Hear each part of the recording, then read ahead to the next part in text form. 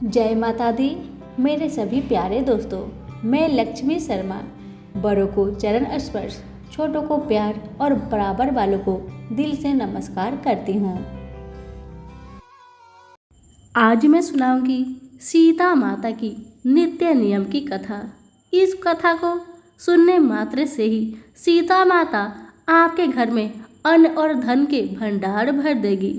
तो सभी प्रेम से बोलिए सीता मैया की जय हो। यह जो कहानी है सीता माता, यह कहानी सीता माता कहती थी और श्री राम इसे सुना करते थे। एक दिन श्री राम भगवान को किसी काम के लिए बाहर जाना पड़ गया तो सीता माता कहने लगी कि भगवान, मेरा तो 12 वर्ष का नित्य नियम है, आप बाहर जाएंगे तो मैं अपनी कहानी किसे सुनाऊंगी।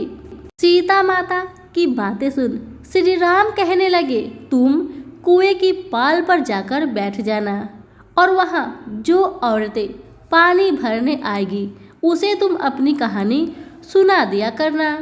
अब सीता माता कुएं के पाल पर जाकर बैठ जाती है।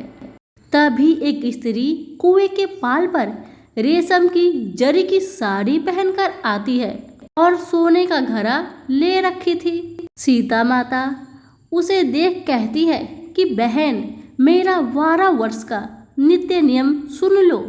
पर वह स्त्री बोली कि मैं तुम्हारा नित्य नियम सुनूंगी तो घर जाने में मुझे देर हो जाएगी और मेरी सास मुझसे लड़ेगी। उसने कहानी नहीं सुनी और चली गई। उसकी रेशम की जरी की साड़ी फट गई, सोने का घड़ा मिट्टी के घड़े में बदल गया। सासू माँ ने देखा तो पूछा, तुम किसका दोष अपने सिर लेकर आई हो। बहू ने कहा कि कुएं पर एक औरत बैठी थी, उसने कहानी सुनने के लिए कहा लेकिन मैंने नहीं सुनी, जिसका यह फल मिला है।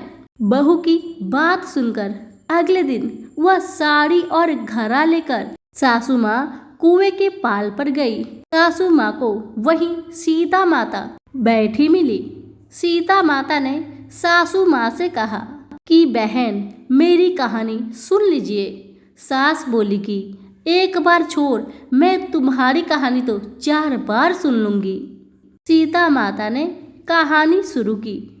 राम आए, लक्ष्मण आए, देश के पुजारी आए, नित्य नेम का नेम लाए, आओ राम बैठो राम, तपी रसोई जियो राम, माखन मिश्री खाओ राम, दूध बतासा पियो राम, सुत के पल का मोठो राम, साल दुसाला पोठो राम, साल दुसाला ओढ़ो राम, जब बोलू जब राम ही राम, राम सवारे सबके काम, खाली घर भंडार भरेंगे, सबका बेड़ा पार करेंगे, श्री राम जय जय राम।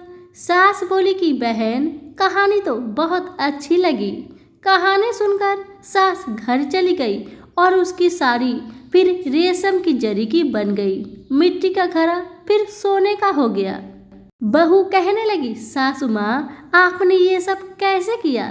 सासू माँ ने कहा, बहू, तू दोष लगा कर आई थी और मैं अब दोष को उतार कर आ रही हूँ। बहू ने फिर पूछा कि वह कुएं वाली स्त्री कौन है। तब सासू माँ बोली कि वो तो माता सीता थी, वे पुराने से नया कर देती है, खाली घर में भंडार भर देती है, वह लक्ष्मी जी का वास घर में कर देती है, आदमी की जो इच्छा हो उसे पूरा कर देती है। सासू माँ की बातें सुन बहू बोली कि ऐसी कहानी मुझे भी सुना दो। सास बोली, ठीक है, तुम भी सुनो। और सास ने भी कहानी शुरू की।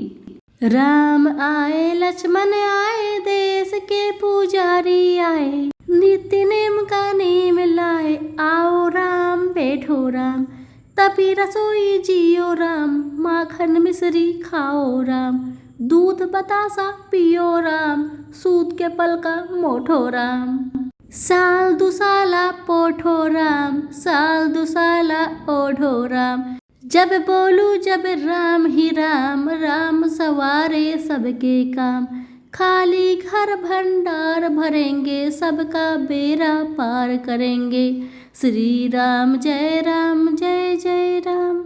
कहानी सुनकर बहू बोली कि कहानी तो बहुत अच्छी लगी सासू जी। सासू जी ने कहा, ठीक है, इस कहानी को रोज कहा करेंगे। अब सास बहू रोज सवेरे उठती, नहाती धोआती और पूजा करने के बाद नित्य नेम की सीता जी की कहानी कहती। एक दिन उनके यहाँ एक पड़ोसन की औरत आई और बोली कि बहन जरा सी आँच देना। वह बोली कि आज तो अभी हमने जलाई ही नहीं है। पड़ोसन ने कहा कि तुम सुबह 4 बजे से उठकर क्या करती रहती हो? तब उन्होंने कहा कि सुबह उठकर हम पूजा करते हैं, फिर सीता माता की नित्य नेम की कहानी कहते हैं। पड़ोसन ने उनकी बात सुनकर फिर कहा कि सीता माता की कहानी कहने से तुम्हें क्या मिला? वो बोली कि इनकी कहानी कहने से घर में भंडार भर जाते हैं, सारे काम सिद्ध होते हैं, मन की इच्छा भी पूरी होती है। पड़ोसन कहती है कि बहन ऐसी कहानी तो मुझे भी सुना दो फिर। वह बोली कि ठीक है, तुम भी यह कहानी सुन लो। राम आए लक्ष्मण आए, देश के पुजारी आए, नित्य नेम का नेम लाए, आओ राम बैठो राम। जब पड़ोसन ने सारी कहानी सुनी, कहने लगी बहन कहानी तो मुझे बहुत अच्छी लगी। अब पड़ोसन भी नित्य नेम सीता माता की कहानी कहने लगी। कहानी कहने से सीता माता ने पड़ोसन के भी भंडार भर दिए। अब तो पूरे मोहल्ले में नित्य नेम की कथा चल पड़ी। हर किसी की मनोकामना पूर्ण होने लगी। हे सीता माता, जैसे आपने उनके भंडार भरे, वैसे ही आप हमारे भी भंडार भरना, कहानी सुनने वाले के भी और कहानी कहने वाले के भी। तो सभी प्रेम से कहिए सीता माता की जय हो।